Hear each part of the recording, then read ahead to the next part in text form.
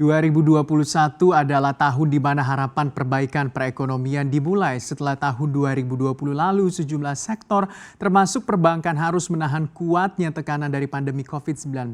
Kali ini bahasan kita akan fokus pada Bank Rakyat Indonesia atau BBRI. Karena di tengah tekanan ekonomi yang terjadi, Bank Rakyat Indonesia BBRI juga masih mampu menunjukkan capaian yang lebih baik dibandingkan bank besar lainnya. Dan di 2021 ini ada sejumlah rencana yang akan dijalankan oleh bank dengan aset terbesar di Indonesia ini. Kita ulas siang hari ini, membedah potensi tersembunyi Bank Rakyat Indonesia. Kita lihat sama-sama di slide pertama. COVID-19 tentunya yang merebak di Indonesia yang membuat kebijakan PSBB harus dijalankan di sejumlah wilayah. Tentu membuat aktivitas perekonomian tersendat dan kinerja sektor perbankan nasional sebagai salah satu penggerak perekonomian juga turut tertekan. Dan sebagai bank dengan aset terbesar di Indonesia, BRI juga turut terdampak oleh pandemi COVID-19. Hal ini terlihat dari penurunan laba bersih BRI hingga 46,7% secara tahunan menjadi 16,4 triliun rupiah. Tentu saja BRI tidak sendirian. Bank Big Cap lainnya juga mengalami hal yang sama.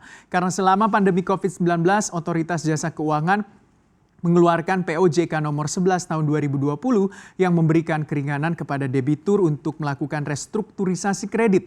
Tentunya dengan aturan ini BRI sebagai bank yang memiliki spesialisasi penyaluran kredit UMKM turut terekspos ke risiko tersebut. Tapi menariknya, BBRI mampu mengelola risiko itu dan membaliknya menjadi sebuah peluang untuk mencatatkan kinerja yang solid di tahun 2020. Terkait dengan restrukturisasi, BBRI menjadi satu-satunya bank yang mampu mencatatkan penurunan jumlah utang yang direstrukturisasi selama 3 bulan beruntun. Tercatat per Desember 2020, total portofolio kredit yang direstrukturisasi BRI mencapai 187 triliun rupiah atau 20% dari total kredit. Angka ini menurun dari bulan September yang masih berada pada angka 194 triliun atau sekitar kurang lebih 21% dari total kredit. Tentunya hal ini berpengaruh terhadap perbaikan profitabilitas perbankan yang terlihat dari net interest margin atau NIM BBRI yang meningkat menjadi 5% pada November dari periode April yang hanya 3%. Per November 2020, BBRI berhasil membukukan NIM sebesar 5,8% dan angka ini menjadi yang terbesar dibandingkan 3 bank dengan aset terbesar lainnya yaitu BBCA, BBNI dan juga Bank Mandiri. Hingga September 2020 rasio NPL gross BBRI tercatat sebesar 3,12%. Angka ini masih berada di bawah rata-rata industri yang berada di 3,2%. Berdasarkan data dari BRI, per September 2020 nilai NPL coverage ratio BBRI mencapai 215% dan BRI turut ditopang dengan rasio kecukupan modal yang berada di angka 20% dan masih di atas dari ketetapan regulator yakni sekitar 12%.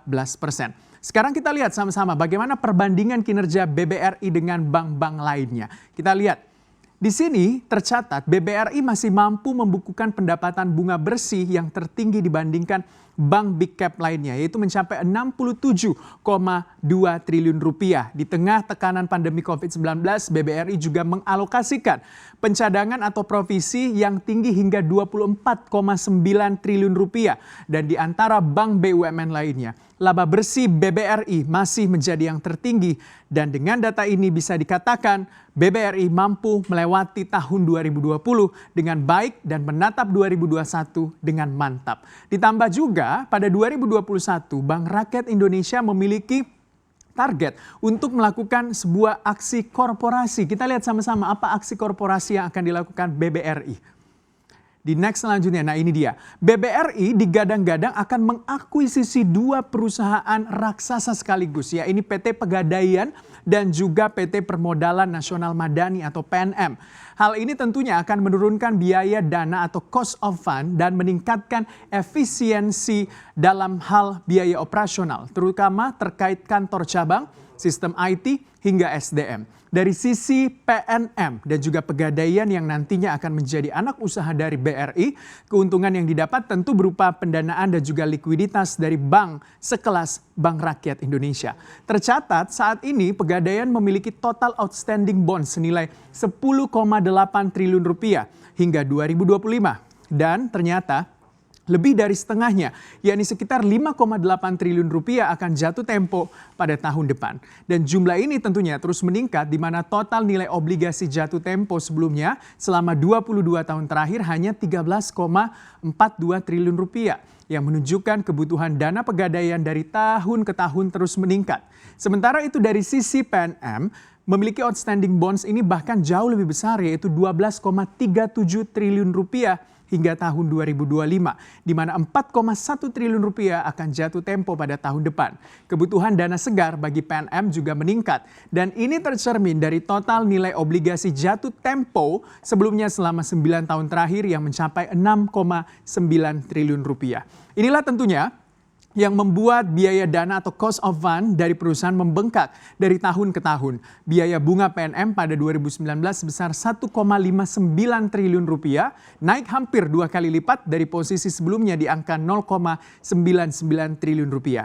Nah, tentunya dengan sinergi antara ketiga perusahaan ini, nantinya PNM, Pegadaian tidak perlu lagi mencari sumber dana segar dan juga kalaupun ingin menerbitkan obligasi, nantinya bisa ditekan karena memiliki daya tawar yang lebih tinggi dan juga tingkat gagal bayar lebih rendah sehingga cost of fund bisa ditekan. Dan rencana ini merupakan racikan yang mujarab dari visi dan misi Menteri BUMN Erick Thohir dengan keberadaan holding ultra mikro diharapkan akan mampu menggarap 30 juta nasabah ultra mikro yang belum mendapatkan akses keuangan formal. Sinergi BRI, PNM, dan juga Pegadaian akan menjadi sebuah sentimen pendukung terhadap arah bisnis BRI ke depannya, yaitu go smaller, yakni dengan memberikan kredit ke segmen ultra mikro. Dengan arah ini, BBRI mengincar porsi pembiayaan UMKM naik menjadi 85% dari posisi sebelumnya yaitu 80%. Adanya rencana aksi korporasi ini tentunya diharapkan semakin mendorong kinerja BRI di tahun 2021. Terlebih di tahun 2021 ini diproyeksikan akan terjadi pemulihan perekonomian Indonesia. Kita lihat bagaimana sejumlah proyeksi indikator ekonomi tahun ini. Kita lihat sama-sama bahwa kondisi makroekonomi Indonesia di tahun 2021 diperkirakan akan lebih baik dari tahun 2020. Bank Dunia memproyeksikan pertumbuhan ekonomi Indonesia akan berada di angka 4,4%. Inflasi akan terjaga di angka 2,3% dan juga tren penguatan rupiah yang akan berlanjut dan menopang fundamental ekonomi Indonesia menjadi lebih baik ke depannya. Karena kalau kita lihat di 2020 diproyeksikan kita akan tumbuh minus perekonomiannya 2,2% dan inflasinya akan di angka 1,68%. Pemulihannya akan terjadi juga di 2022. Dengan proyeksi inflasi terjaga di 2,8% dan pertumbuhan ekonomi bahkan bisa mencapai 4,8%. Dari kondisi ini tentunya akan mendukung pertumbuhan BBRI setelah melakukan aksi korporasi siap melaju kencang di tengah tahun pemulihan ini.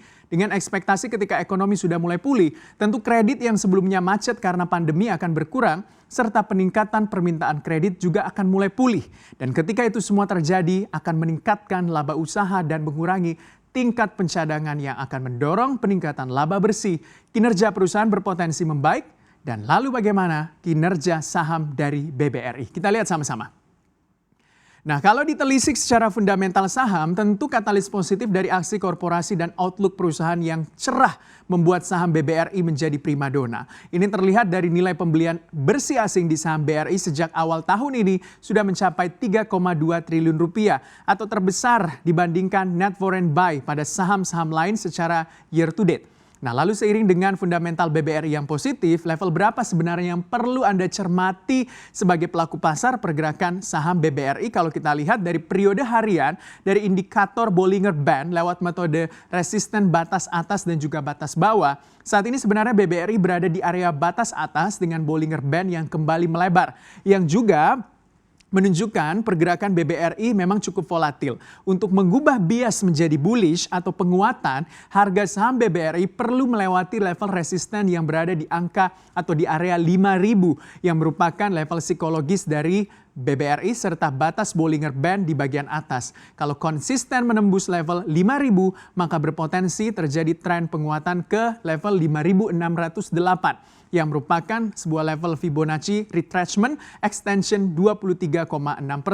Sementara itu, investor juga perlu memperhatikan level support di 4.474 yang merupakan level pergerakan MA20 dari BBRI. Jika level itu tertembus, maka harga saham BBRI berpotensi ke level 4.297 yang merupakan MA50 dan berpeluang membentuk tren bearish. Itu dia ulasan terkait bagaimana prospek Bank Rakyat Indonesia dengan berbagai potensi di tahun 2021.